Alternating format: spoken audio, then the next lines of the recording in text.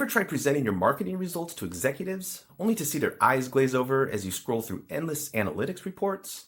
Executives don't want to see every click and conversion. They want to know one thing: is marketing driving profitable growth? Today, I'm going to show you how to create an executive-friendly dashboard that showcases your marketing ROI without drowning them in overwhelming detail.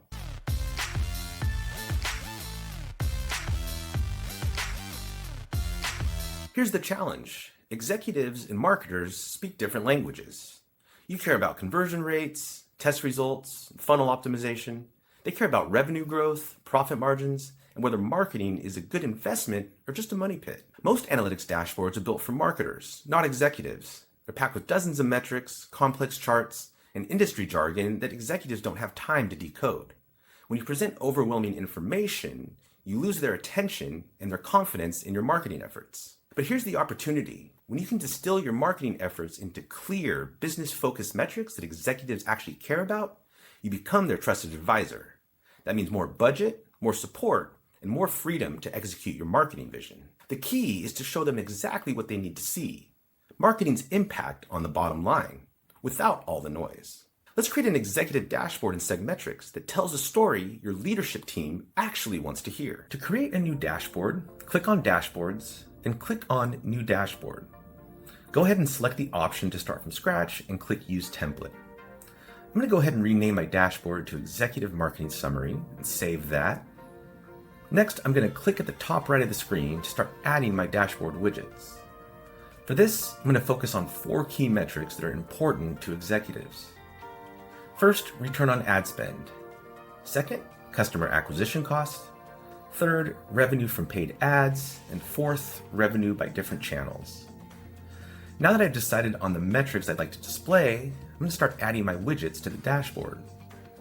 First, I'm going to drag out a gauge widget. This is going to display my return on ad spend. Next, I'll drag out a scorecard widget to show customer acquisition cost. I'm also going to pull out a second scorecard to display revenue earned from paid ads.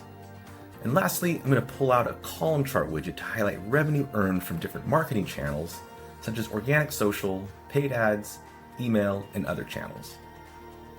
Now that I've got my widgets in play, I want to make the dashboard more visually appealing and easy for my executive team to digest. I'm going to resize my widgets, drag and drop them to display them in a way that makes sense. And once my dashboard is organized the way I want it, I can start editing each individual widget to display the metrics I want to highlight. I'm going to double click into the gauge widget. I'm going to rename the title to ROAS for return on ad spend. For the data lens, I'm going to select advertising. The data lens specifies which report type the data will be pulled from. I'm going to leave the visualization set to gauge. For the date range, my executive team is more interested in marketing performance on a quarterly basis, so I'm going to set the date range for this widget to quarterly. Lastly, for the metric, I'm going to select return on ad spend, then click Save, and now the widget will display the ROAS for the current business quarter.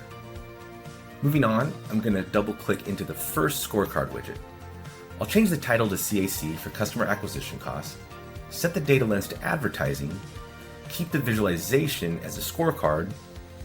I'll select this quarter as the date range, and for the metric, I'll choose customer acquisition costs, then click Save. Now my widget displays this quarter's customer acquisition cost, which is the total ad spend divided by the total number of customers we've earned from our paid ads. Moving on to the second scorecard widget, I'll double click to open up the editor. I'm going to title this one Revenue from Ads, set the data lens to advertising, leave the visualization as scorecard. Again, I'm going to set the date range to this quarter, and for the metric, I'm going to select revenue, then click Save. Now my widget displays the total amount of revenue earned from paid ads. For the fourth and final widget, I'll double click into the editor, title this one Revenue by Channel. This time for the data lens, I'll select Orders. This is the lens that will allow the widget to pull order data from all the various marketing channels we have in play, not just from paid ads. I'll select the date range to this quarter. I'm going to set the dimension to channel and the metric to revenue. Then I'll click Save. Now we have a bar chart displaying revenue earned from the different marketing channels currently running in the business.